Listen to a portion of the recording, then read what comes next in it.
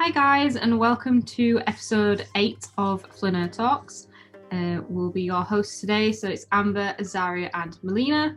And today we'll be just looking at our monthly favourites. So looking at like our winter collection and what we've kind of gathered throughout the start of 2021. So just off the start, I'm going to look at skincare. So I just thought I would ask you guys what your favourite skincare is at the moment. So your favourite items. Melina, do you have any thoughts on that? Yeah, I have really gotten into skincare, especially over lockdown. Previously I wasn't really big on skincare. I didn't really care. My skin was never really problematic. But obviously with wearing masks, there's obviously a lot of maskne going on. So personally, I'm absolutely loving a good cleanser at the moment, and I have been using the Etude House baking powder, and so it's basically just a foam cleanser, and it's got like really small exfoliating like balls or whatever they're called, and they're not loads of them, so I wouldn't class it as an exfoliator, but there's just every so often, which is quite useful for when you want to get off makeup or just really get into your pores without actually going through an exfoliating process. Oh yeah, I've heard that Etude House is quite a good brand. It's a Korean brand for people that don't know. Azaria, have you kind of got any new skincare items that you like at the moment? Not necessarily anything new. I've kind of just used the stuff I've always used, really. So I tend to use The Ordinary mainly for like serums and cleansers, exfoliators. So the one I have, actually, give me just a moment. Let me just check. I've got the infamous AHA BHA exfoliator, the one that looks like blood. And then I've got salicylic acid, I've got hyaluronic acid. Nothing new, just mainly The Ordinary.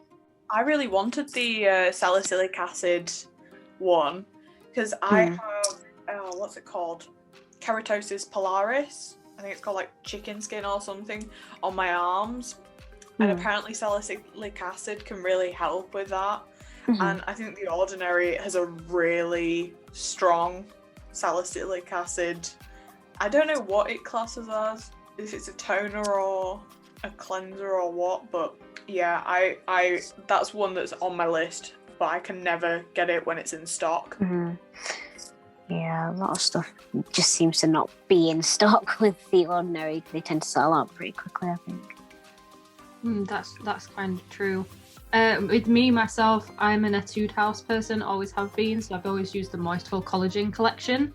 I prefer like the essence, the emulsion, the toner, and the normal cream from them. So they're obviously the main items that I would use that are my favourite, and I've gone back to for about 5 years now. Have you guys got any new skincare items that you've got over the past couple of months and haven't tried, or you've just started to try them out? Maybe from Yes Style or something that you've ordered? So I've been using the Innisfree oil-based cleanser as well. I've started doing the 10-step Korean skincare routine. And the thing that I like about that one is that you don't do all 10 steps every single time. So I used the oil-based cleanser first when I'm removing makeup, and then I use the Etude House baking powder afterwards to like really make sure that any makeup or any dirt has been removed. Oh, I can't remember what brand it is, but I use the BHA aloe vera toner, and I really enjoy that. That's my favourite. And you actually got me for Christmas a green tea. I don't know what it is. It just says water on it. And I can't remember do you know what brand that was? I think it was Innisfree, but I'm not sure. Oh, I'm just trying to think now. It's not Tony Moly, is it? I know which one it is, but I can't remember the name. There might be a picture on YouTube, and it'll probably be on Instagram when this all comes out. But yeah, I really enjoy that one because I love the smell of green tea. What about you, Zara? Have you had any new skincare items that you've picked up or not tried yet? So from YesStyle, I got the little travel size version of the Benton Fermentation Eye Cream, because I have just one puffy eye, not both of them. Wouldn't do that. So hopefully that'll work. Because I've tried quite a lot of eye creams that just haven't really worked. So I've kind of added that one into my skincare routine. And I guess it's okay. Like, it's working. It seems to be working. Like, my eye's gone down a little bit at least, so that's something. So I think if you've got puffy eyes and they're a bit problematic, just stick a couple of green tea bags on your eyes for a bit and then try some eye cream and see if it works. Yeah, that kind of makes sense. I've obviously got the Claire's, I think most people should have heard this one, but it's that pure vitamin C juice drop that everybody went on about in Korea last year. I picked that up and I only use that on a night, and that seems to be okay. But I would say people that have sensitive skin like myself, it can cause a little bit of irritation. So I would just be very careful with how much you use on this and not to use it by itself. Otherwise it does irritate. Obviously we've said that we kind of use the 10-step Korean skincare. Did you guys start doing that this year? Was it something new that you've kind of picked up, or have you always thought about doing that? Has it been something that you've had in your routine for quite a long time? Azaria? I've been doing it for quite a while, actually. So it was around the time when I finished sixth form and started going into university. It was since my friends got me into K-pop and like Korean culture and stuff, so that's when I started doing that. And my skin's like, it's not really had problems necessarily, like uneven skin tone, sure, but nothing like spots or anything, so it's not been, as bad. But it's just made a massive difference because it's just so supple, so soft. What about your skin, Mel? When they touch you? Well, I can't say mine's supple. But I feel like, so I already have, I'd say normal to combination skin. I don't really have any problem areas. I sometimes get like an oily T-zone, but I wouldn't say it's necessarily like an issue. It is quite manageable. So I started doing this maybe like 2 years ago. It was 2019, I think. But yeah, I mean, I started it because I watched a lot of YouTubers like Kim Dow, who did like loads of skincare, like what my daily skincare routine is and things like that. And I had like this card from I went to like a K-beauty panel, and they basically gave me this card, and it showed like the 10-step skincare routine on there, and I never really thought about it. And then when I've been watching these videos, I was like, oh, maybe I should actually like try that out, because I wouldn't say like I have issues with my skin, but I also wouldn't say it was soft and supple. So I decided, might as well try it out. This is the thing, I don't really I always forget to do skincare. Also, you said earlier, Ben, that you use the Benton Eye Cream. Benton is the one for the BHA aloe. So I remembered that. But yeah, I don't really do much with my skin. It's only recently that I've sort of gotten into it, and I do feel a difference, especially like after wearing makeup for a day and then doing like a proper skincare routine afterwards.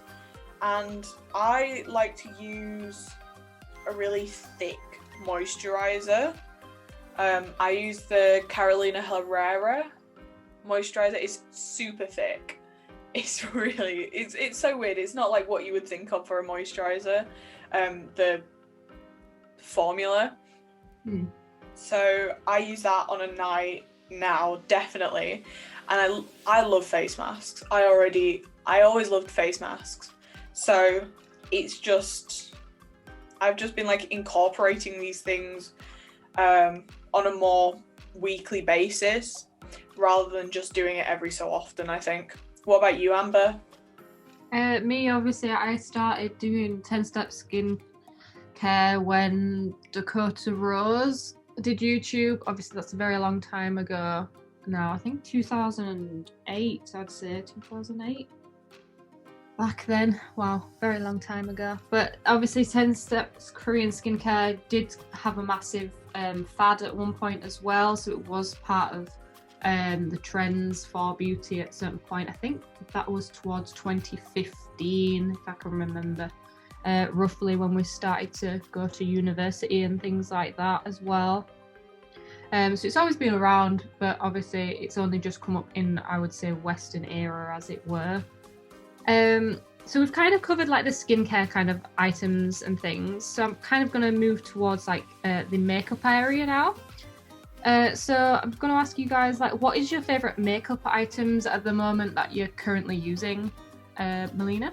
So I have Couperose. I've basically got like a lot of redness in my cheeks. So because of that, I really like to use a very full coverage foundation. I have been using the NARS, the full coverage foundation, and I absolutely love it. It's got really buildable coverage, so you only need to use like a few drops, and obviously if that's not enough, you can use more afterwards. But I do find that, you know, you don't really have to use loads for it to work, and it's not very thick. So it doesn't feel cakey on your skin. You can't really feel it, which I think is one of my biggest issues with full coverage foundations. So yeah, and I recently purchased the Etude House Disney Tsum Tsum collab that they did, and those are super, super cute. I got the green color corrector for obviously the redness, and I think it's a really good green color for my skin particularly. Obviously everyone's skin is different, and so everyone has like different shades of redness, so not everyone will need a super, super bright green. Other people will need like a lighter green or one that's more on the blue side.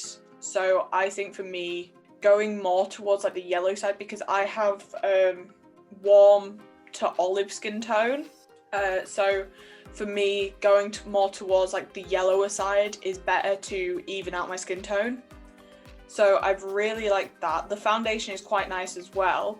It's not, I'd say it's medium coverage rather than full coverage, but again, absolutely love it.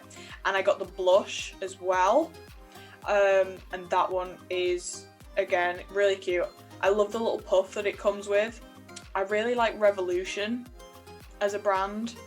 I think that they're quite cheap, but they definitely put a lot of effort into their products. I have a matte lipstick that is red, and it is literally transfer proof.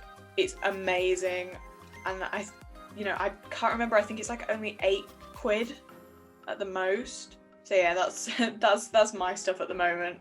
What about you, Azaria? Makeup, I don't really wear makeup, so I'm not quite sure, but sometimes I'd use Revolution. Like, not lately, but before I'd use Revolution. Because I'm still quite naive with regards to makeup, so before I realised they did animal testing, MAC, at that point. And then we've basically got a shop in Leeds called Hair City that sells makeup as well. So as well as hair, obviously, and hair products. So sometimes I'd buy like the odd thing from there, and it would be like sleek makeup, and they do really, really nice makeup for people who are like, you know, have darker skin, black, or, you know, even lighter skinned black people. So Yeah, I can't really talk so much about makeup because I don't really wear any. Yeah, that kind of makes sense. It's good that they have obviously a good range for dark coloured people, because obviously a lot of brands are getting penalised for that currently at the moment, especially with the Black Lives Matter that's going on. A lot of brands are having to try and reach out towards that kind of area, because I know some brands are very limited on their shade colours. I mean, mine, for example, I've always used Jeffree Star makeup because it's the best for sensitive skin, I'd say. Obviously, they're vegan and cruelty-free. No irritation at all for sensitive skin, especially with their blood sugar palette, because I don't know how they do it, but their red pigments don't seem to affect sensitive skin, unlike brands like, I don't know, what was that Renaissance palette that came out that time? It's Anastasia Beverly Hills, isn't it? Their palettes, for example, can be a little bit more irritating on sensitive skin compared to others. So I know that Jeffree Star's kind of brought their kind of aspect out, and I do find that there is some brands out there that do obviously do the shade range as well. Obviously Jeffree Star, again, when he brought his concealer out, he brought out I think 30 to 40 different shades. I think Fenty Beauty did it really well as well. They brought out a lot of shades back in the day, and they were like one of the first to do that. Yeah, Fenty was, I think they were one of the first to bring out over 40 foundation shades, and that was with the first launch as well. Obviously, it wasn't a super affordable foundation, which is why I'm glad that, you know, you can see brands like Revolution, you know, which would be classed as drugstore brands, are also like starting to bring out a lot more colours available for foundations, because I think, you know, people with darker skin tones should still be represented, and, you know, you shouldn't have to pay a stupid amount just for, you know, a daily foundation. Like, yes, I think that more expensive brands are like, you do get what you're paying for most of the time, but I also wouldn't want to wear, you know, super expensive foundation every single day, like if you're wearing it to work or something. Because again, it's just not worth it for that. So I think it's good that you do have, well, we're starting to get a better range of skin tones being like represented on like all economic states. Yeah, on all kind of platforms. Bringing back to that, is there any particular brands that you will always go back to, whether you've used it probably in the past and you carry on getting that particular brand? Love Revolution. I just think that they do really well with things, but again, because it is a drugstore brand, you don't always get the best quality in things, and I think some of their products can smell a bit chemically, which obviously isn't the best. I haven't found it to be an issue with sensitive skin, so I don't know if that's just them trying to like avoid using certain like perfumes or whatever. But other than that, I think I do follow, I quite liked I like the first Anastasia Beverly Hills, the Modern Renaissance palette. I really liked that. I thought it had great colour payoff. Obviously, as a brand, ABH has had a lot of issues with fallout. That's one of their big sort of issues, because of the texture of their products. So, but I think for what you get, it's worth it, and it is super workable as a palette. I think I can't remember what, I think it was called Soft Glam. That one looked amazing, but you know, by that point I already had nude palettes, and I didn't really think spending, you know, however much it was for that one was really worth it. I do like Fenty. I think that their universal gloss bombs are absolutely incredible, and the highlighters are stunning. Love those. But in the same way, I think Revolution has amazing highlighters. I absolutely love them. They have absolutely amazing payoff. I quite like NYX. This is the issue with being at home for a year, is that I can't remember the last places that I went shopping for makeup. You know, usually I go like almost every week just to check and see what's happening, but I honestly can't remember what any makeup is anymore. Because we don't really wear it now because we're inside all the time. Yeah. I used to love wearing makeup. I see, like, for me it was an art form. I used to love trying out different looks. I probably put on like way too much eyeshadow than was necessary, but I just like trying stuff out. So even if it was just like going to uni or something, I'd probably do like a full eyeshadow look. But yeah, now I can't be bothered. I'm not doing that. One thing that I will always go for is the Estee Lauder eyeliner. It's a double-ended eyeliner. It's got one really thin felt pen, and then on the other side it's chunkier. So you can basically use one side to obviously do the wing and do the lining, and then use the other side to fill in, which I absolutely love that. Oh, that sounds like an interesting kind of thing that I've kind of thought of. Yeah, I get it. I've been getting that since university, I'd say. Oh, right. Okay, that kind of makes sense since they've decided to change it up a little bit. Yeah, absolutely love it. I mean, Azaria, you obviously said you don't obviously wear makeup that often. Is there any particular brand that you've thought of that you may have used in the past that you might go back to, or brands that you would use?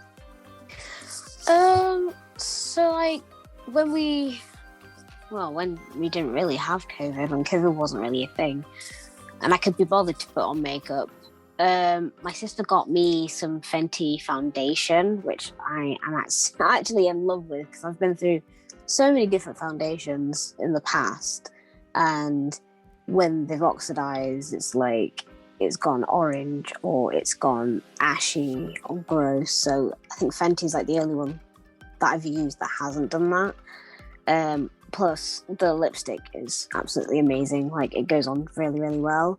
So far Fenty is in my really good books. Mel mentioned about Estee Lauder. I like their setting powder, I think it was, that I got once. Because that's worked really well for me as well. Sleek as a company in general, I will always go back to Sleek for something or other. Most recently it's been like blush or something, you know, something small, simple. I think that's it really, because I don't really buy the higher end stuff, if anything, because I know I'm going to spend a lot of money on it and I'm not really going to wear it a lot, so it would just be sat there. So yeah, that's kind of me on makeup, I guess. Yeah, that kind of makes sense. Yeah, especially with the kind of Fenty Beauty kind of thing. Me, on the other hand, I do spend a lot of money on makeup, even though I don't wear it that often. I would say my brand that I would always go back to is Jeffree Star, just for the fact that it doesn't irritate sensitive skin. Urban Decay as well, their Naked foundation, that 24-hour wear is really good. And their setting spray as well, I think, lasts.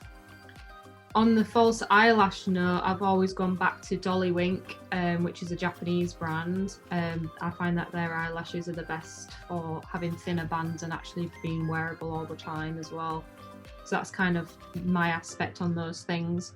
So to move away from skincare and makeup, I just thought I'd just add a little bit of a section in of if there's anything new. So maybe one item or one thing that you may have watched or read, or something that you've really enjoyed kind of since 2021. So Melina, have you got anything new that you've liked this month, kind of? Yeah, well, first of all, speaking of eyelashes, I've never really used fake eyelashes because I wear glasses, and for me, like, eyelashes always push up against them. And actually, one thing that I was wanting to do, and I booked in right before the first lockdown started, which was a year ago now from when we're recording this, just a little extra bit of information there. It's been a year now since we started our first lockdown, which is crazy. But yeah, right before I had booked in to do a lash lamination or lash perm, is it? Where you get them? To get them like curled up, Yeah. so they're permanently like up, because mine are very straight, and obviously because I just don't wear eyelashes a lot. But yeah, so hopefully, you know, once we finally get out of lockdown, I can try get that in again.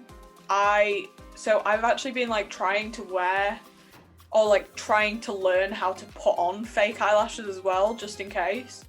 And I absolutely hate it.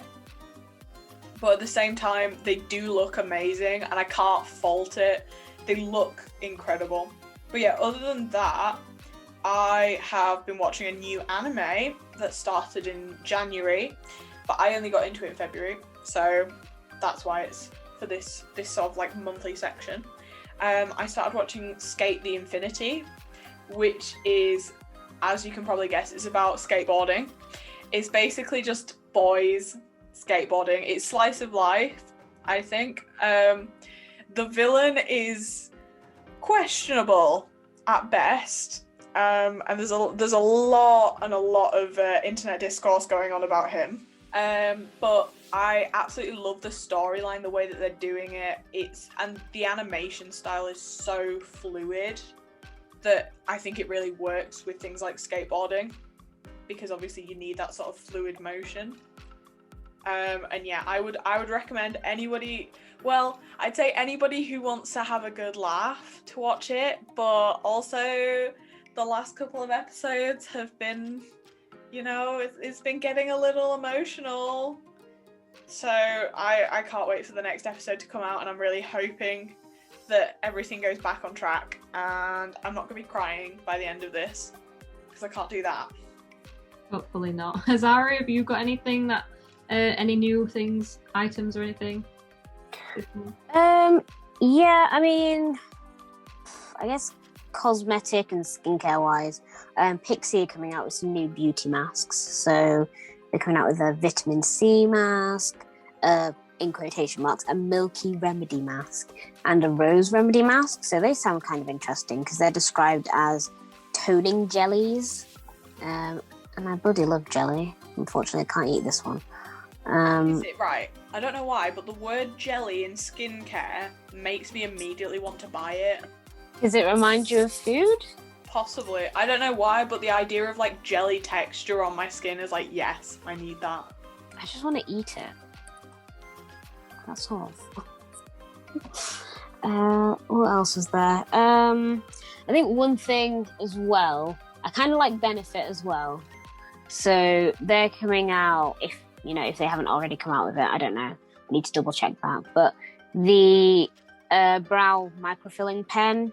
So, you know, those eyebrow pencils or pens, and they've got like 3 prongs on them. So they kind of replicate microblading treatments. So that one seems pretty interesting to me. What else? New this month, as far as I'm aware, anime-wise, is the very controversial redo of Healer that I haven't seen, and judging by the reviews, I'm not going to see it. It's yeah, I'll let you guys look that one up yourself. I don't want to go into detail about it because I don't. If we had a rating for this podcast, it wouldn't fit into that rating, even if it was an 18, because this is awful. It's terrible. If you've seen it, why are you still watching it? It's awful. Stop. Get help. But other than that, no, I've not really watched any new anime, but that's one I wanted to bring up as being the new controversial anime that I've seen a lot of on the internet. What about you, Amber? I haven't got any anime or skincare or makeup related things, but I'd say one that I've been quite interested in, looking forward to, and been talking to is Mikan, the YouTuber. Some people may know, I'll tag down below. She did a collab with Anna Louisa, brought out her own little, it's like a daisy necklace that she brought out, and It comes in a little satchel as well. I will obviously tag that in the socials. So if you want to follow us on Instagram at Flaneur Talks Podcast, and our Twitter, that's Flaneur Talks as well, and we've got the YouTube as well. So I'll just add that in. But she's done a collab, and obviously I do talk to her quite often, and I just thought that was a really good thing that she's brought out, and it's a pretty good piece as well because they're quite sustainable with the gold that they use as well. So that's kind of my monthly favourite for February/March, I would say. But yeah, I mean, anybody else got anything else to say before we end this week's podcast? No, I don't know. I think for me, just in terms of makeup, I would say that Gucci has just released a new foundation line, and they've actually done surprisingly well for one of these like super top fashion brands. Usually they have, you know, really light wear foundation. They only have minimal skin tones that are actually spoken for in that. And Gucci's actually done really well for that. So if you have a spare 70 quid for a foundation, go ahead and check it out. Yeah, that's true. 70 pounds for it. Although the Gucci line before that apparently was really bad, so I think they needed to do a rehash of what they had before. Oh yeah, I mean, I still love the like Gucci red lipstick. That to me is still like iconic. But you know, I don't use mine because again, I prefer like a matte at the moment. So that makes sense. So I think that's kind of the end of this episode this week. So if you guys want to follow our social, and you can like, subscribe and hit the bell button for notifications, and just comment down below if you've got any questions or your favourite skincare or favourite things that you want us to try out, because we can maybe try out a few skincare and makeup items. Just drop us down a comment. So honestly, if we start doing videos, I would honestly love to do your guys' makeup. I mean, that is always a possibility when lockdown decides to end soon. Yes! Let me touch your skin. Okay, on that note, so yeah, if you just want to follow us, you can do. So from us, I think it is a goodbye. Bye. Bye.